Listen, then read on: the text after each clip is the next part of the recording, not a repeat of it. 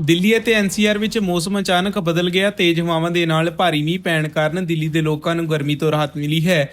ਭਾਰਤੀ ਮੌਸਮ ਵਿਭਾਗ ਨੇ ਪਹਿਲਾਂ ਹੀ ਚੇਤਾਵਨੀ ਜਾਰੀ ਕਰ ਦਿੱਤੀ ਸੀ ਕਿ ਦਿੱਲੀ ਅਤੇ ਇਸ ਦੇ ਆਲੇ-ਦੁਆਲੇ ਦੇ ਇਲਾਕਿਆਂ ਵਿੱਚ ਭਾਰੀ ਮੀਂਹ ਪੈ ਸਕਦਾ ਹੈ। ਨਾਲ ਹੀ ਕਰੀਬ 50 ਕਿਲੋਮੀਟਰ ਪ੍ਰਤੀ ਘੰਟਾ ਦੀ ਰਫ਼ਤਾਰ ਨਾਲ ਤੇਜ਼ ਹਵਾਵਾਂ ਚੱਲ ਸਕਦੀਆਂ ਹਨ।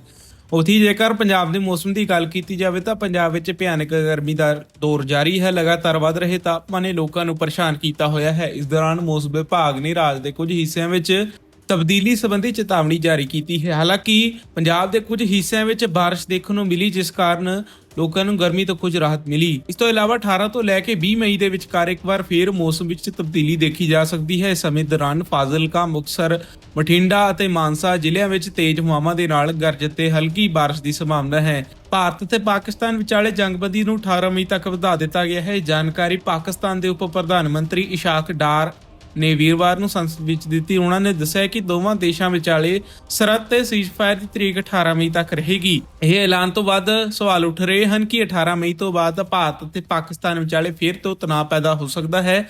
ਪਾਕਿਸਤਾਨ ਦੇ ਮੰਤਰੀ ਸ਼ਹਿਬਾਜ਼ ਸਰਕਾਰ ਤਹਿਤ ਲਗਾਤਾਰ ਭਾਰਤ ਨੂੰ ਚੇਤਾਵਨੀ ਦੇ ਰਹੇ ਹਨ ਕਿ ਜੇਕਰ ਸਿੰਧੂ ਜਲ ਸੰਧੀ ਨੂੰ ਬਹਾਲ ਨਾ ਕੀਤਾ ਗਿਆ ਤਾਂ ਸੀਜ਼ਫਾਇਰ ਨੂੰ ਰੱਦ ਕਰ ਦਿੱਤਾ ਜਾਵੇਗਾ। ਭਾਰਤ ਨੇ ਇਸ ਦੌਰਾਨ ਆਪਰੇਸ਼ਨ ਸਿੰਦੂਰ ਤਹਿਤ ਪਾਕਿਸਤਾਨ ਦੇ ਅੱਤਵਾਦੀ ਢਾਂਚੇ ਨੂੰ ਨਸ਼ਟ ਕਰਨ ਦੀ ਕਾਰਵਾਈ ਕੀਤੀ ਸੀ, ਜਿਸ ਨਾਲ ਸਰਹੱਦ ਤੇ ਸ਼ਾਂਤੀ ਬਣੀ ਹੋਈ ਹੈ। ਹਾਲਾਂਕਿ ਪਾਕਿਸਤਾਨ ਦੇ ਬਿਆਨ ਨਾਲ ਇਹ ਸਵਾਲ ਉੱਠਦਾ ਹੈ ਕਿ ਅਗਲੇ ਕੁਝ ਦਿਨਾਂ ਵਿੱਚ ਸਥਿਤੀ ਫੇਰ ਤੋਂ ਤਣਾਅਪੂਰਨ ਹੋ ਸਕਦੀ ਹੈ। ਲਗਾਤਾਰ ਚੌਥੇ ਦਿਨ ਸੋਨੇ ਦੀ ਕੀਮਤ ਵਿੱਚ ਗਿਰਾਵਟ ਆਈ ਹੈ। ਪਿਛਲੇ ਇੱਕ ਮਹੀਨੇ ਵਿੱਚ ਸੋਨੇ ਦੀ ਕੀਮਤ ਆਪਣੇ ਘੱਟੋ-ਘੱਟ ਪੱਧਰ ਤੇ ਪਹੁੰਚ ਗਿਆ ਹੈ। ਸੋਨਾ ਆਪਣੇ 1 ਲੱਖ ਰੁਪਏ ਦੇ ਸਿਖਰਲੇ ਪੱਧਰ ਤੋਂ ਲਗਭਗ 6000 ਰੁਪਏ ਸਸਤਾ ਹੋ ਗਿਆ ਹੈ।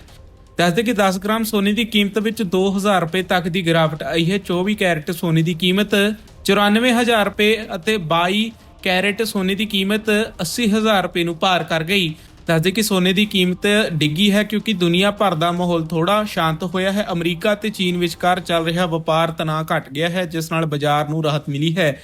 ਹੁਣ ਲੋਕ ਸੋਨੇ ਵਿੱਚ ਨਿਵੇਸ਼ ਕਰਨ ਦੀ ਬਜਾਏ ਸਟਾਕ ਮਾਰਕੀਟ ਵਰਗੇ ਵਿਕਲਪਾਂ ਨੂੰ ਤਰਜੀਹ ਦੇ ਰਹੇ ਹਨ, ਕਿਉਂਕਿ ਜਦੋਂ ਵਾਤਾਵਰਣ ਚੰਗਾ ਹੁੰਦਾ ਹੈ ਤਾਂ ਲੋਕ ਜੋਖਮ ਲੈਣ ਲਈ ਤਿਆਰ ਹੁੰਦੇ ਹਨ। ਇਸ ਤੋਂ ਇਲਾਵਾ ਰੂਸ ਯੂਕਰੇਨ ਯੁੱਧ ਵਿੱਚ ਸ਼ਾਂਤੀ ਦੀ ਉਮੀਦ ਅਤੇ ਭਾਰਤ ਪਾਕਿਸਤਾਨ ਵਿਚਕਾਰ ਤਣਾਅ ਖਤਮ ਹੋਣ ਦੀਆਂ ਖਬਰਾਂ ਸਾਹਮਣੇ ਆਈਆਂ ਹਨ। ਇਸ ਤੋਂ ਇਲਾਵਾ ਡਾਲਰ ਦੀ ਕੀਮਤ ਵਿੱਚ ਵਾਧਾ ਅਤੇ ਸਟਾਕ ਮਾਰਕੀਟ ਵਿੱਚ ਵਾਧੇ ਨੇ ਵੀ ਸੋਨੇ ਦੀ ਕੀਮਤ ਨੂੰ ਘਟਾ ਦਿੱਤਾ। ਬਹੁਤ ਸਾਰੇ ਨਿਵੇਸ਼ਕਾਂ ਨੇ ਮੁਨਾਫਾ ਕਮਾਉਣ ਲਈ ਆਪਣਾ ਸੋਨਾ ਵੇਚਣਾ ਸ਼ੁਰੂ ਕਰ ਦਿੱਤਾ, ਜਿਸ ਕਾਰਨ ਕੀਮਤਾਂ ਹੋਰ ਡਿੱਗ ਆਈਆਂ ਹਨ। ਪੰਜਾਬ ਵਿੱਚ ਆਮ ਆਦਮੀ ਪਾਰਟੀ ਦੇ ਸੁਪਰੀਮੋ ਅਤੇ ਭਗਵੰਤ ਮਾਨ ਦੀ ਅਗਵਾਈ ਵਿੱਚ ਨਸ਼ਾ ਮੁਕਤੀ ਯਾਤਰਾ ਕੱਢੀ ਜਾ ਰਹੀ ਹੈ। ਇਸ ਦੀ ਸ਼ੁਰੂਆਤ ਜੰਡਿਆਲਾ ਮੰਜਕੀ ਤੋਂ ਕੀਤੀ ਗਈ। ਇਸ ਦੌਰਾਨ ਅਰਵਿੰਦ ਕੇਜਰੀਵਾਲ ਨੇ ਕਿਹਾ ਕਿ ਜਦੋਂ ਉਹਨਾਂ ਨੇ ਨਸ਼ੇ ਵਿਰੁੱਧ ਕੰਮ ਕਰਨਾ ਸ਼ੁਰੂ ਕੀਤਾ ਤਾਂ ਲੋਕਾਂ ਨੇ ਉਹਨਾਂ ਨੂੰ ਕਿਹਾ ਕਿ ਉਹ ਬਹੁਤ ਖਤਰਨਾਕ ਕੰਮ ਹੈ, ਉਹ ਤੁਹਾਨੂੰ ਨੁਕਸਾਨ ਕਰ ਸਕਦੇ ਹਨ। ਸੀਐਮ ਭਗਵੰਤ ਮਾਨ ਨੇ ਕਿਹਾ ਕਿ ਜੇਕਰ ਘਰ ਵਿੱਚ ਕੋਈ ਵੀ ਨਸ਼ੇ ਦਾ ਸੇਵਨ ਕਰਦਾ ਹੈ ਤਾਂ ਔਰਤ ਨੂੰ ਸਭ ਤੋਂ ਵੱਧ ਨੁਕਸਾਨ ਹੁੰਦਾ ਹੈ। ਇਸ ਦਾ ਢਾਂਚਾ ਬਣਾਉਣ 'ਚ ਸਾਨੂੰ ਲਗਭਗ 2 ਤੋਂ 2.5 ਸਾਲ ਲੱਗੇ ਹਨ। ਅਸੀਂ ਇਸ ਤੇ ਜ਼ਮੀਨੀ ਪੱਧਰ ਤੇ ਕੰਮ ਕੀਤਾ। ਨਸ਼ੇ ਤੋਂ ਛੁਟਕਾਰਾ ਪਾਉਣ ਲਈ ਸ਼ੁਰੂ ਤੋਂ ਲੈ ਕੇ ਹੁਣ ਤੱਕ ਪ੍ਰਬੰਧ ਕੀਤੇ ਗਏ ਸਨ। पूरे देश के अंदर पंजाब इन्होंने बदनाम कर दिया था। पिक्चरें बनती थी, फिल्में बनती थी, उड़ता पंजाब। पूरे देश के अंदर जब एक टाइम ऐसा था जब पूरे देश के अंदर पंजाब अपनी तरक्की के लिए, जैसे एक बच्ची ने कहा सुनहरा पंजाब होता था, अब वो पीतल का पंजाब बन गया। एक टाइम ऐसा था जब पंजाब सोने की चिड़िया कहलाता था। पूरे देश में नंबर 1 पे पंजाब होता था, 17-18 नंबर पे पहुंच गया पंजाब। क्यों? हमारे से पहले इस पार्टी की सरकार आई, उस पार्टी की सरकार आई। उन दिनों में देखते थे उनके मंत्री अपनी गाड़ी के अंदर नशा लेके पूरे पंजाब में नशा बांटा करते थे। वो नशे के तस्करों का साथ नहीं देते थे, उनके मंत्री खुद नशे के तस्कर थे।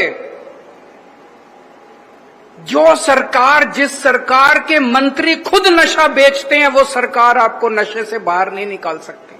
वो तो नशे का धंधा करते थे वो लोग। आज ऊपर वाले का करम है, ऊपर वाले का मेहरबानी है कि एक ईमानदार सरकार आई है, ईमानदार पार्टी की सरकार आई है। हमारा कोई मंत्री नशा नहीं करता, हमारा कोई मंत्री किसी की नशे के तस्कर के साथ सेटिंग नहीं है। आज एक ऐसी सरकार आई है जो उनकी आंख में आंख डाल के एक एक नशे, बड़े बड़े नशे के तस्करों को पकड़ पकड़ के जेल में डाला जा रहा है। कल दोपहर के अंदर 85 किलो 85 किलो हीरोइन पकड़ी गई है तरन तारण के अंदर, 85 किलो तरन तारण के अंदर पकड़ी गई। आज तक कभी नहीं हुआ पंजाब में इस तरह का। 10,000 से ज्यादा तस्कर पकड़े जा चुके हैं पिछले 2.5 महीने में, 10,000। और इन 10,000 में केवल 1,500 ऐसे हैं जो छोटे तस्कर हैं। 8,500 बड़े तस्कर पकड़े जा चुके हैं पिछले 2.5 महीने में पंजाब में। किसकी हिम्मत थी पहले? जब हमने भी ये काम शुरू किया, मैं मान साहब से बात करता था, हमें बहुत लोगों ने समझाया बड़ा खतरनाक काम है, ये मार डालेंगे आप लोगों को, ये किसी को कुछ नहीं समझते, ये छोड़ेंगे नहीं, ये नशे के तस्कर। हमने कहा देखा जाएगा। जब लोगों को हमने वचन दिया था, जब चुनाव लड़े थे, आप लोगों को हमने वचन दिया था कि नशा खत्म करेंगे, नशा खत्म करके रहेंगे, चाहे जान बचे या ना बचे, लेकिन आपके परिवार के लिए, आपके बच्चों के लिए, इस पूरे जनरेशन को बचाने के लिए हमारी जान भी हाजिर है। पिछले 2.5 साल में आपने देखा नशा बेच बेच के जो इन्होंने पैसा कमाया, उससे जो इन्होंने बड़ी बड़ी कोठियां और बिल्डिंग बनाई, किसी की हिम्मत नहीं थी। आज उनके ऊपर बुलडोजर चल रहे हैं, सारे सरेआम, सारे टीवी कैमरा के सामने बुलडोजर चल रहे हैं। और मैंने बहुत सारे लोगों की ऐसे तस्वीरें, ऐसे वीडियो देखे हैं जिसमें लोग सामने खड़े होकर रो रहे हैं। वो कह रहे हैं हमें उम्मीद नहीं थी कि ऐसा भी कोई समा आएगा जब इनके घरों के ऊपर बुलडोजर चलाए जाएंगे। ऐसा कभी किसी ने सोचा नहीं था कि ऐसा समा आएगा, ऐसी कोई सरकार आएगी जब नशे के तस्करों के घरों के ऊपर बुलडोजर चलाए जाएंगे। बड़े बड़े तस्कर पकड़े जा रहे हैं, उनको जेल भेजा जा रहा है, बड़ी बड़ी पैसे की रिकवरी हो रही है। अब समय आ गया है, अगर जनता साथ नहीं जुड़ेगी, पंजाब के 3 करोड़ लोग अगर साथ जुड़ गए, तो मैं समझता हूं नशा खत्म करने से कोई नहीं रोक सकता पंजाब के अंदर। कितने हैं नशे के तस्कर? 10,000, 20,000, 30,000? अगर 3 करोड़ पंजाब के लोग इकट्ठे होकर तय कर ले कि हमें नशे के तस्करों को पंजाब से भगाना है, तो नशे के तस्कर पंजाब में नहीं रह सकते।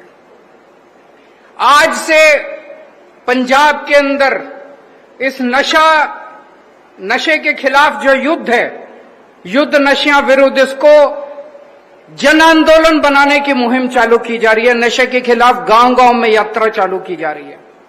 सभी 13,000 गांव में अगले 1.5 महीने में 13,000 गांव में एक एक गांव में जाएंगे, एक एक गांव के अंदर जाके लोगों से बात करेंगे, उनकी पूरे गांव के लोगों को इकट्ठा करेंगे। शहरों में एक एक वार्ड में जाएंगे, वहां के लोगों को इकट्ठा करेंगे। और अभी मेरे बाद मान साहब आप लोगों को 100 चुकाएंगे। सब लोगों को यहां से कसम खा के जानी है, पहली बात कि मैं नशा नहीं करूंगा। यहां पे जितने लोग हैं सबने 100 चुकनी है कि मैं नशा नहीं करूंगा। दूसरी चीज, मैं अपने गांव में किसी भी हालत में नशा बिकने नहीं दूंगा। अब सबने अपने अपने गांव की जिम्मेदारी लेनी है। अभी बहुत सारे लोगों ने कहा हमारे एसएचओ बड़े अच्छे हैं जी, हमारे एसआई बड़े अच्छे हैं जी, हमारे डीएसपी बड़े अच्छे हैं, हमारे एसएसपी, वो तो हैं, लेकिन अपने को सबको अब अपने अपने गांव की जिम्मेदारी लेनी पड़ेगी। वो साथ देंगे आपका, सारे डीसी भी साथ देंगे, एसएसपी भी साथ देंगे, पुलिस भी साथ देगी, प्रशासन भी साथ देगा, लेकिन असली जिम्मेदारी आपको लेनी पड़ेगी कि अपने गांव के अंदर नशा नहीं बिकने देंगे किसी भी हालत में। और कोई अगर नशा बेचने वाला पकड़ा जाता है तो उसकी जमानत नहीं होने देंगे, जमानत कोई नहीं देगा। गांव का कोई आदमी उसकी जमानत देगा किसी भी नशे वाले, हो सकता है हमारा जानकार हो, लेकिन नशे के जो नशा बेचता है उसका साथ बिल्कुल नहीं देना हम लोगों को। और चौथी चीज, अगर कोई नशा पीड़ित है उसको नशे से छुड़वाने के लिए पूरी कोशिश करेंगे।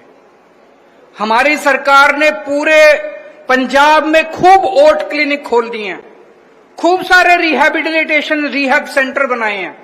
पहले रिहैब सेंटर में बहुत बुरा हाल था, वहां पे चेन से बांधते थे, मारते थे, सब खत्म कर दिया। अब एयर कंडीशन, सारे के सारे रिहैब सेंटर, सरकारी सेंटर एयर कंडीशन बना दिए, टीवी हैं, सीसीटीवी कैमरे हैं, शानदार बना दिए। आप अपने पास के रिहैब सेंटर में लेके जाओ, जो भी नशा पीड़ित है, आपका दोस्त है, आपका भाई है, आपका रिश्तेदार है, उसको रिहैब सेंटर में लेके जाओ, उसको किसी भी तरह से नशे से बाहर निकालो। इसके अलावा हमारी कोशिश है, इस बार बजट पास किया है, अगले 1 साल के अंदर पूरे पंजाब में 13,000 पिंड है। पंजाब में हर पिंड में एक खेल का मैदान शुरू किया जा रहा है। 1 साल में बनके तैयार हो जाएंगे। हर पिंड में एक खेल का मैदान तैयार किया जा रहा है और 3,000 जो बड़े पिंड हैं उनमें जिम शुरू किया जाएगा बच्चों के लिए, ताकि बच्चे खेलना कूदना चालू करें और नशे से बाहर निकल के अपना काम शुरू करें। इसके अलावा बहुत बड़े स्तर के ऊपर जब से हमारी सरकार बनी है 55,000 बच्चों को हम नौकरियां दे चुके हैं, सरकारी नौकरियां। पहले जब आप सरकारी नौकरी लेने जाते थे, बिना रिश्वत के और बिना सिफारिश के आपको नौकरी नहीं मिलती थी। 55,000 बच्चों को नौकरी दी है। बच्चों से पूछ लेना, किसी से रिश्वत नहीं ली, किसी ने सिफारिश नहीं की, मेरिट के आधार पे गरीब से गरीब बच्चों के, आम घरों के बच्चों को भी नौकरियां मिल रही हैं। और अब बहुत बड़े स्तर के ऊपर हर पिंड में हर बेरोजगार बच्चे को रोजगार देने का पूरा प्लानिंग तैयार की जा रही है। जैसे अभी मान साहब बता रहे थे, ये नशे के खिलाफ जो युद्ध है, इसकी प्लानिंग करने में 2-2.5 साल लग गए। अब आपके बच्चों को, बेरोजगार बच्चों को रोजगार देने के लिए पूरा खाका तैयार, प्लानिंग तैयार की जा रही है। हर बेरोजगार बच्चे के लिए रोजगार का इंतजाम करेंगे। रोजगार का इंतजाम हो गया, खेलों का इंतजाम हो गया, मुझे नहीं लगता उसके बाद कभी भी हमारे बच्चे नशे के अंदर पड़ेंगे। मुझे आज आपके बीच में आके बहुत बहुत अच्छा लगा और मैं बधाई देता हूं खासकर आपके सरपंच साहब को, जो लगे हुए हैं आप लोगों की तरक्की के लिए, आप लोगों के काम के लिए। यहाँ पे सभी अधिकारियों को मैं बहुत बहुत बधाई देता हूं, जिन लोगों को ये बहुत अच्छा लग रहा है सुन के कि लोग तारीफ कर रहे हैं ऑफिसर्स की। अक्सर देखने में आता है कि लोग शिकायत करते हैं अपने ऑफिसर्स की। यहाँ पे लोग अपने पुलिस अधिकारियों की, अपने प्रशासन की तारीफ कर रहे हैं, सुन के बहुत अच्छा लग रहा है। मैं भगवान से प्रार्थना करता हूं कि वो आपके गांव को खूब तरक्की दे, खूब आगे बढ़ाए और हमेशा हमेशा के लिए नशा मुक्त दे, सारी खुशियां दे आपके परिवार को, आपके गांव को। बहुत बहुत शुक्रिया। धन्यवाद साहब।